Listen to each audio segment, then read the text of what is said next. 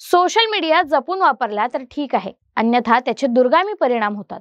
सध्याचा काळ हा फक्त साक्षरतेचा नाही तर सोशल मीडिया साक्षरतेचा देखील आहे। समोरचा अनोळखी व्यक्ती आपल्याला काही बोलत असेल तर त्याचा हेतू नेमका काय आहे हे आधी तपासून घ्यायला हवे। परंतु हल्ली महिला फार लवकर अशा प्रकरणात अडकत चालल्याचे दिसून येत आहे। अशीच एक घटना छत्रपती संभाजीनगर शहरात घडली।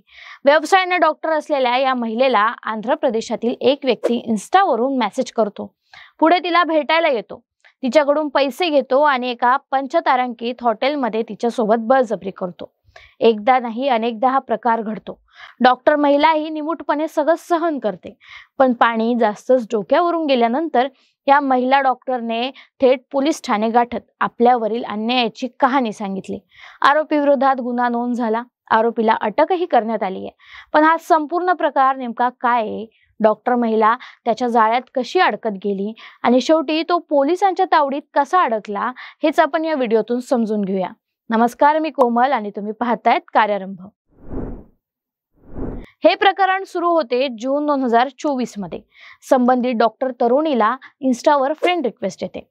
ती त्याचं प्रोफाइल चेक करून रिक्वेस्ट एक्सेप्ट करते। नंतर तो तिला मेसेज पाठवतो, ही देखील त्या मेसेजला रिप्लाय देते। हळूहळू मेसेज वाढवायला लागतात। दिवसातून कितीतरी वेळ दोघांमध्ये चॅटिंग होते आणि एक दिवस उजळतो। 17 जुलै 2024 रोजी समोरचा व्यक्ती छत्रपती संभाजीनगरमध्ये तिच्या कंपनीच्या बाहेर येऊन थांबतो। दोघांची भेट होते, बऱ्याच गप्पा होतात। तिथून ते एका गाडीने जवळच्याच हॉटेलमध्ये नाश्ता करायला जातात। त्यानंतर ती त्याला सिडको बस स्टँडवर नेऊन सोडते। या सगळ्या भेटीत तिला कळतं या व्यक्तीचं नाव सी अमरनाथ आहे। तो नागार्जुन नगर, मिरियालगुडा, नालागोंडा, तेलंगणा येथील रहिवासी आहे।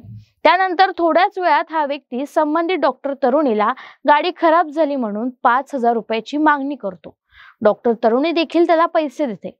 पण आता हे प्रकरण इथेच थांबत नाही। 23 ऑगस्ट 2024 रोजी पुन्हा त्या तरुणाचा तिला कॉल येतो आणि तो तिला हॉटेल विट्स चौकात भेटायला बोलवतो। ती देखील त्या चौकात भेटायला जाते, पण नेमका पाऊस सुरू होतो। तेव्हा तो तिला आपल्या गाडीत बसवतो आणि इथं बोलण्यापेक्षा आपण मी ज्या ठिकाणी थांबलोय तिथे गप्पा मारत बसू असे म्हणतो। तीही त्याच्यावर विश्वास ठेवते आणि त्याच्यासोबत गाडीत बसते। तिथून हे दोघंही रेल्वे स्टेशन रोडवरील हॉटेल शांग्रीला येथे येतात। या ठिकाणी दोघेही हॉटेलच्या रूम मध्ये जेवण करतात। त्यानंतर आरोपी सी अमरनाथ तिला म्हणतो, मला पैशाची अडचण आहे, तू मला लोन उचलून दे, मी तुझ्या लोनचे सर्व हप्ते वेळेवर भरतो।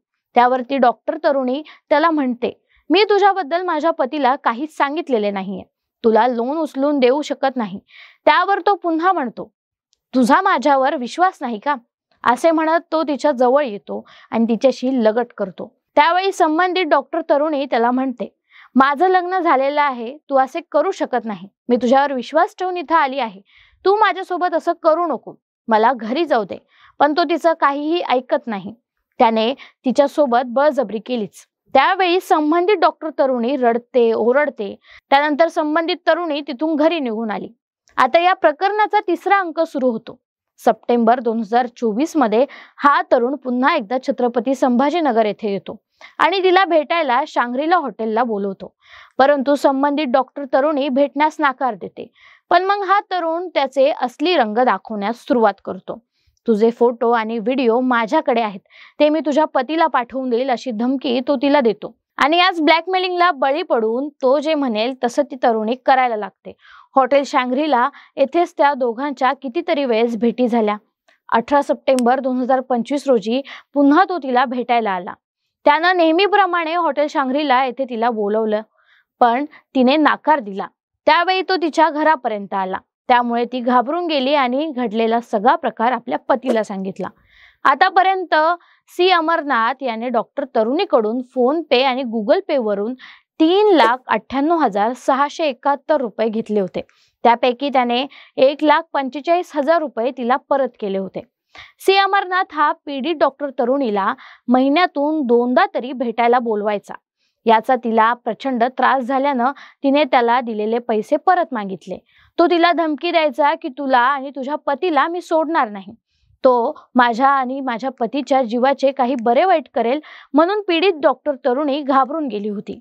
शेवटी पीडित डॉक्टर तरुणीने झाला प्रकार आपल्या पतीला सांगितल्यानंतर दोघांनीही वेदांतनगर पोलीस ठाणे गाठून आपली कैफियत पोलिसांना सांगितली। त्यानंतर पोलिसांनी आरोपी सी अमरनाथच्या विरोधात BNS कायद्याप्रमाणे गुन्हा नोंद केला। त्याला तेलंगणा येथून अटकही करण्यात आली।